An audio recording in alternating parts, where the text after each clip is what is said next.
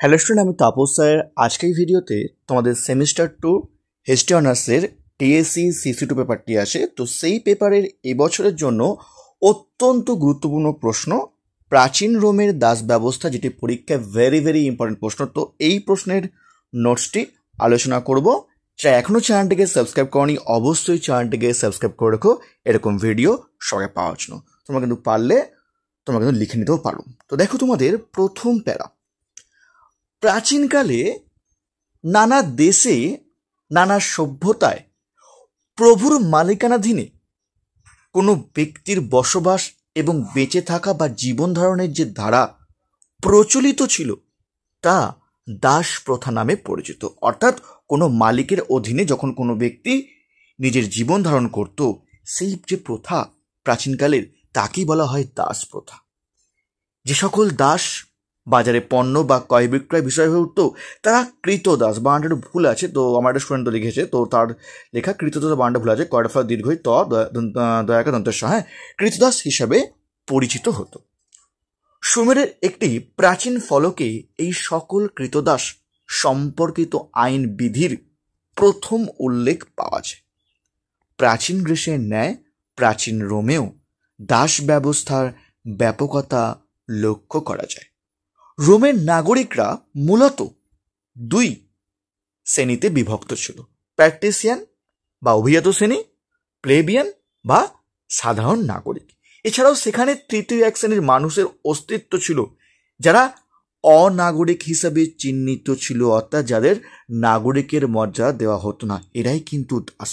তারা রোমান জনগণের বৃহৎ অংশ হওয়ার সত্ত্বেও রোমান আইনে তাদেরকে ব্যক্তি হিসাবে নয়, কৃতদাস হিসাবে শ্রেণীবদ্ধ করা হয়। ঠিক আছে, আসবো আমরা পরের পেড়া। এটা এখনো চ্যানেলটিকে সাবস্ক্রাইব করনি, অবশ্যই চ্যানেলটিকে সাবস্ক্রাইব করে রেখো এরকম ভিডিও সবাইকে পাওয়ার জন্য। প্রাচীন গ্রিক নগর রাষ্ট্রগুলিতে দাস প্রথার ব্যাপকতা থাকলেও রোমান সভ্যতার মতো এমন নগ্নতা কিংবা অমানবিকতার পরিচয় সেখানে পায় না। অর্থাৎ রোমের দাস ব্যবস্থা খুবই অমানবিকতার পরিচয় দেয়, যেটা কিন্তু গ্রিসে ছিল ঠিক কথা, কিন্তু গ্রিসে কিন্তু এরকম ছিল না।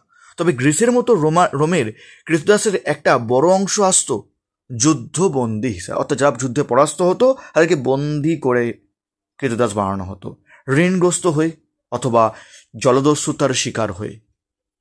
জলদস্যুরা ভূমধ্যসাগরীয় অঞ্চলে নানা প্রান্ত থেকে সাধারণ মানুষকে ধরে এনে দাস হিসাবে রোমের বাজারে বিক্রি করত। এই দাসীদের অধিকাংশ ছিল জার্মান, থ্রেসিয়ান, কার্থেজিয়ান। এছাড়া কৃতদাসের সন্তান কৃতদাস হিসাবে প্রভুর অধীনে জীবন ধারণ করত। এরা ভার্নি নামে পরিচিত। অনাথ শিশুরাও অনাহাসে দাসে পরিণত হতো। আসবো পরের পেড়া। রোমের দাসপ্রথা যে ব্যাপক রূপ নিয়েছিল তা কয়েকটি উদাহরণে বোঝা যায়। যেমন নিরোর প্রাসাদে কাজকর্মের জন্য 400 কৃতদাস ছিল। আবার রোমান দার্শনিক অ্যাফিলিটিসের স্ত্রীর নিজের 400-র বেশি দাস ছিল। অনেক ক্ষেত্রে রোমের ধনী অভিজাতরা 1000 থেকে 1200 কৃতদাসের মালিক ছিলেন। এই কারণেই রোমের অর্থনীতি কৃতদাসের শ্রমের উপর নির্ভর ছিল। এই বিষয়ে ঐতিহাসিক গ্রান্ট বলেন যে স্বাধীন রোমান নাগরিকরা কৃতদাসের শ্রমের উপর এতটাই নির্ভরশীল হয়ে পড়েছিল যে তারা নিজেদের পোশাক পরা, স্নান করা, রান্না করার মতো অতি সাধারণ বিষয়গুলিও সম্পন্ন করত। আসবো পরের পেড়া। রোমে কৃতদাস ক্রয় বিক্রয় বিষয়গুলি সরকারি কর্মচারীদের তত্ত্বাবধানে সম্পন্ন হতো। রোমানরা পরাজিত সৈন্য বা পরাজিত দেশের নাগরিকদের বন্দি করে পাইকারি দাস ব্যবসায়ীদের কাছে বিক্রি করত। পাইকারি দাস ব্যবসায়ীরা আবার দাসদের মূল্য নির্দিষ্ট করে দাস বাজারে বিক্রি করত। রোমান সম্রাট জুলিয়াস সিজার পরাজিত গল দেশের প্রায় 5 লক্ষ অধিবাসীদের এভাবে যুদ্ধক্ষেত্রে দাস ব্যবসায়ীদের কাছে পাইকারি হারে বিক্রি করে দিয়েছিল। রাষ্ট্র দাস ব্যবসাদারদের থেকে নিয়মিত হারে কর আদায় করত, আর পাইকারি ব্যবসায়ীরা যখন কৃতদাসদের বাজারে হাজির করত তখন তারা মাথায় পরাতো মালা, পা সাদা চকে চিহ্নিত করত এবং গলায় কৃতদাসটির বিবরণ সম্বলিত একটি বোর্ড ঝুলিয়ে দিত। তবে যে কোনো ক্রেতা পরবর্তী 6 মাসের মধ্যে কৃতদাস বা দাসের কোনোরূপ ত্রুটি খুঁজে পেলে বিক্রেতার কাছে ফেরত করতে পারত। আসবো পরের প্যারা। ঐতিহাসিক ক্রোয়া এবং মাইকেল জেমসন ব্যাপক তথ্যের ভিত্তিতে দেখেছেন যে গ্রিস ও রোমান যুগে ব্যাপক হারে কৃষিতে দাস নিয়োগ করা হতো। ভূস্বামীরা কৃষিতে দাস শ্রমের ব্যবহারের মাধ্যমে সামাজিক উদ্বৃত্ত আহরণ করত। তারা গৃহে নানা কাজ করত, যেমন রান্না করা, গৃহ পরিষ্কার রাখা, কুয়ো থেকে জল তোলা, কাপড় বোনা প্রভৃতি কাজ করত। এমনকি গৃহকর্তা বা কর্ত্রীর নিত্য সঙ্গ দেওয়া, নৈশ ভোজ সভা থেকে মদ্যপ প্রভুকে লণ্ঠন দেখিয়ে বাড়ি নিয়ে আসার কাজও তাদের করতে হতো। মালিকদের ক্ষমতা, প্রভাব কিংবা প্রতিপত্তির মাপকাঠি হতো তাদের অধীনে থাকা কৃতদাসের সংখ্যা। কৃতদাসরা প্রচুর পরিশ্রম করে খাদ্যশস্য ও অন্যান্য ফসল উৎপাদন করত, আর তাদের শ্রমে উৎপাদিত পণ্যের উপর ভিত্তিশীল থাকত রোমের অর্থনীতি। আসবো পরের পড়া। যদি কেউ হিস্ট্রি অনার্স অনলাইন বা অফলাইন ক্লাস করতে চাও তো ডেসক্রিপশন বক্সে ফোন নাম্বার দেওয়া আছে এবং স্ক্রিনেও তোমরা ফোন নাম্বার দিয়ে দিয়েছি। তোমরা চাইলে কিন্তু আমার সঙ্গে জয়েন করতে পারো। আমার অনলাইন ক্লাস কিন্তু অফলাইনের মতো, এমনকি তোমাদের কিন্তু আমি অনলাইন ক্লাস বা অফলাইন ক্লাস তোমাদের কিন্তু আমি বেহালা সাইডের শোষণা কলেজ তার কাছে পড়িয়ে থাকি এবং শিয়ালদা সাইডে যে সুরেন্দ্রনাথ কলেজ তার কাছে পড়িয়ে থাকি। যদি কেউ পড়তে ইচ্ছুক থাকো জয়েন করতে পারো। এখন তোমাদের নেক্সট প্যারা। কৃতদাসদের সমেত রোমের বিশাল আকার প্রাসাদ, রাস্তাঘাট, সেতু, পয়ঃপ্রাণী প্রভৃতি নির্মিত হয়েছিল। অমানসিক পরিশ্রম করেও তারা না পেত পেট ভরে খেতে, না পেত পরনে প্রয়োজনীয় পোশাক। অনাহারে কিংবা অর্ধাহারে তাদের জীবনযাপন করতে হতো। সকল কৃতদাসদের প্রভুর কাছে ব্যক্তিগত সম্পত্তি হিসাবে বিবেচিত হতো। প্রভু তার ইচ্ছে মতো দাসেদের ভাড়া খাটানো, বিক্রি করা, এমনকি অনাহাসে হত্যাও করতে পারত। এমন দুর্বিষহ জীবন থেকে মুক্তি লাভের জন্য অনেক কৃতদাস পালিয়ে যেত। আসো পরের প্যারা।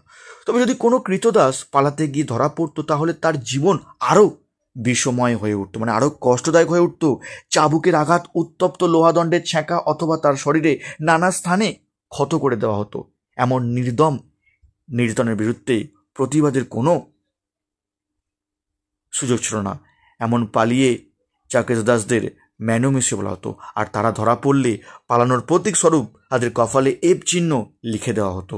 অনেক দাস মালিক তাদের কৃতদাসরা যাতে পালাতে না পারে তার জন্য তাদের গলায় ধাতব বন্ধনী এবং হাতে ও পায়ে শেকলের বন্ধনী রাখত। আসবো পরের প্যারা।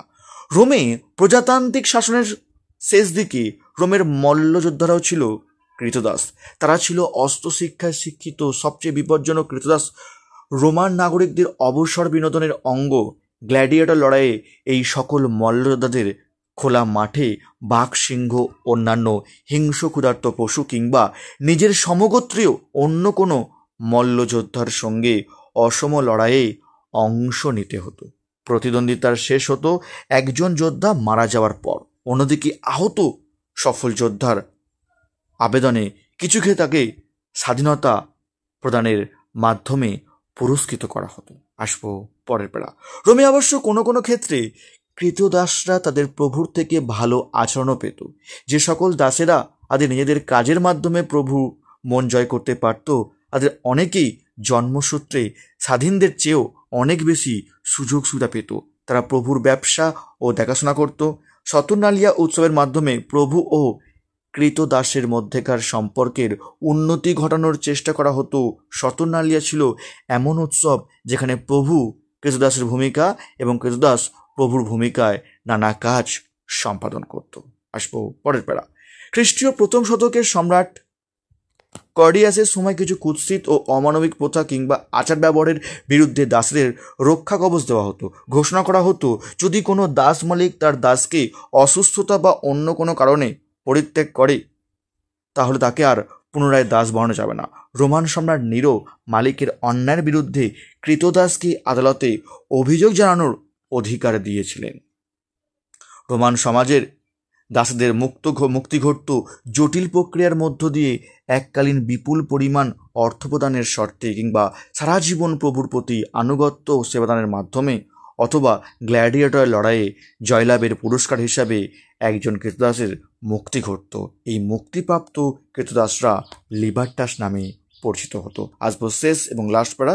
যারা এখনও চ্যানেলটিকে সাবস্ক্রাইব করনি অবশ্যই চ্যানেলটিকে সাবস্ক্রাইব করে রেখো এরকম ভিডিও সবার আগে পাওয়ার জন্য। দেখো তোমাদের লাস্ট প্যারা।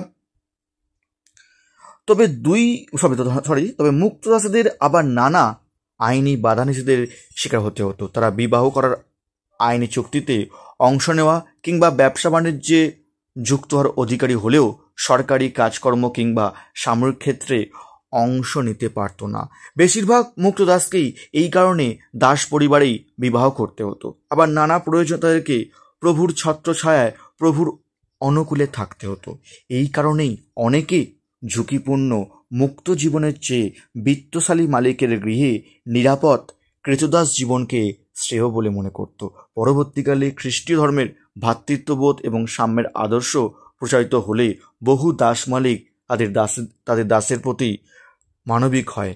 অবশেষে রোমান সম্রাট কনস্ট্যান্টাইনের খ্রিস্ট ধর্মকে আইনি স্বীকৃতি দিলে ক্রেতদাস মুক্তির বিষয়টি ত্বরান্বিত হয়। তো এই ছিল তোমাদের অ্যান্সার। রোমের দাস ব্যবস্থা পরীক্ষার জন্য বিশাল একটি ইম্পর্টেন্ট প্রশ্ন। তোমরা কিন্তু পারলে লিখে নিও শুনে। আর এখনও চ্যানেলটিকে সাবস্ক্রাইব করনি, অবশ্যই চ্যানেলটিকে সাবস্ক্রাইব করে রাখো এরকম ভিডিও সবাইকে পাওয়ার জন্য। তার মতো এটুকুই।